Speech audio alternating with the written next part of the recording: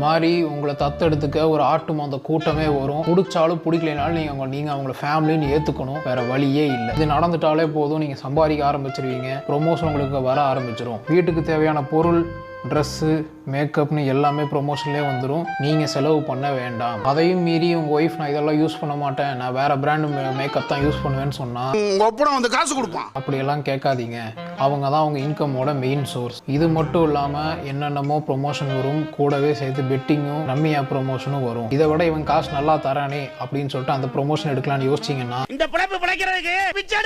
அதனால் அது வேண்டாம். அப்புறம் உங்கள் ஒய்ஃப் கர்ப்பமானதை உங்கள் சொந்தக்காரனுக்கு சொல்கிறதுக்கு முன்னாடி ஃபர்ஸ்ட் ரீலாக எடுத்து உங்கள் ஃபாலோவர்ஸுக்கு சொல்லணும். அப்படி சொன்னீங்கன்னா அதுக்கு முன்னாடியே, அந்த குழந்தை பிறகுறதுக்கு முன்னாடியே, அந்த குழந்தை பிறக்கும் போது, அந்த குழந்தை பிறந்ததுக்கப்புறம், அந்த குழந்தை பேச ஆரம்பிக்கிற வரைக்கும் அந்த குழந்தைக்கு என்னெல்லாம் தேவையோ அதுவும் ப்ரொமோஷனில் வந்துடும். இப்படியே கொஞ்சம் வருஷம் ஆகும்போது நீங்கள் கல்யாணத்துக்கு கல்யாண கடன், வேறு ஏதாச்சும் கடன் தான், அந்த கடன் எல்லாத்தையும்